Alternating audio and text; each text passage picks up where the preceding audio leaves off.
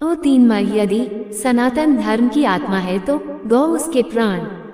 भारत में गौमाता की पूजा सदा से होती आई है।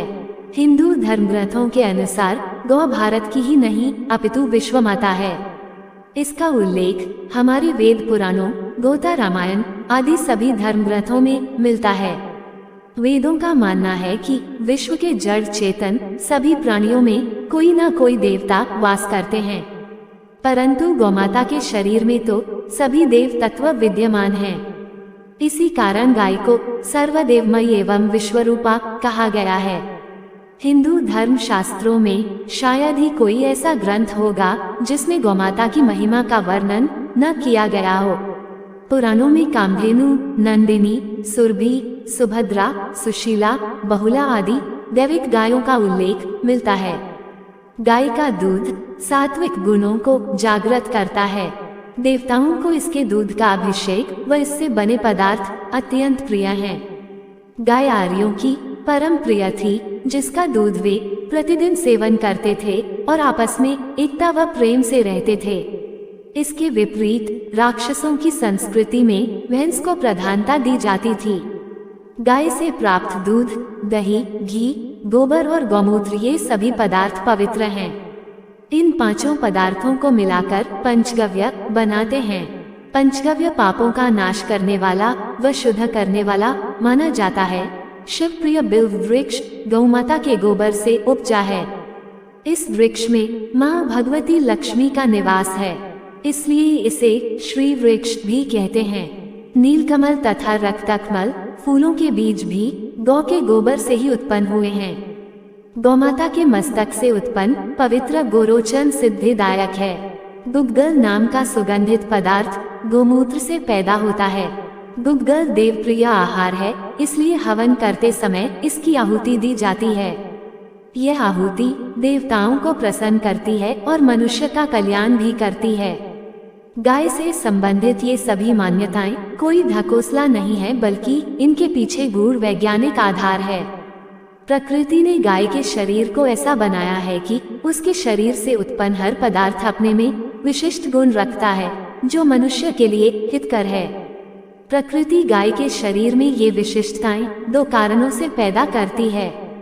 एक तो ये कि गाय के शरीर की जो चर्म है वह सूर्य किरणों से विशेष शक्ति और ऊर्जा ग्रहण करने की क्षमता रखती है, जिसके कारण गाय से पैदा होने वाले सभी पदार्थ विशेष गुणकारी होते हैं। दूसरी विशिष्टता यह है कि गाय की शारीरिक आंतरिक बनावट इस प्रकार है कि उसके शरीर से पैदा हुए पदार्थ विशेष होते हैं।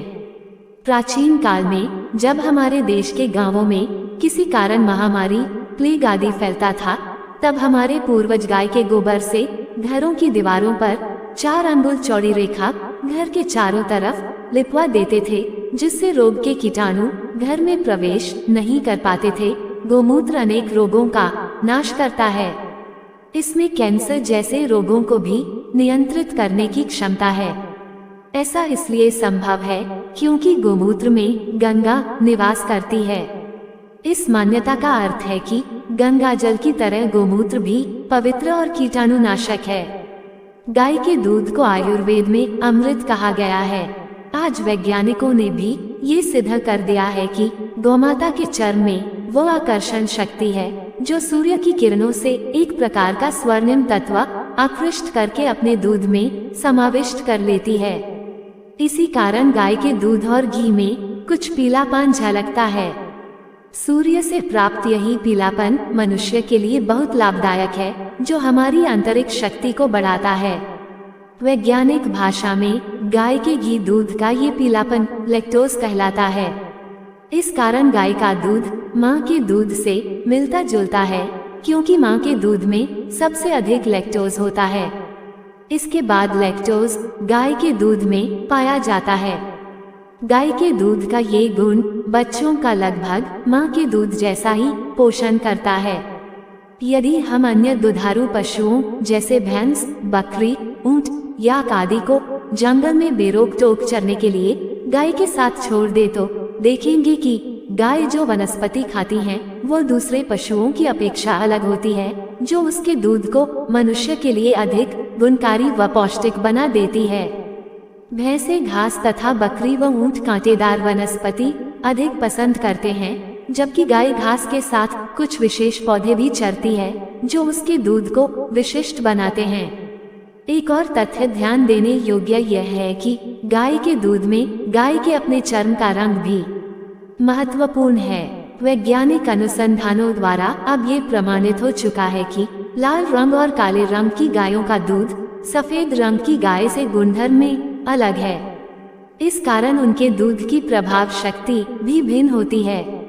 इस गुणधर्म की भिन्नता का वैज्ञानिक कारण यह है कि लाल और काली गायें अपने धर्म के रंगों के कारण सूर्य की शक्ति को भिन्न भिन्न मात्रा व ढंग से अपने शरीर में ग्रहण करती हैं, जिसके कारण उनका दूध गुणवत्ता में अलग होता है।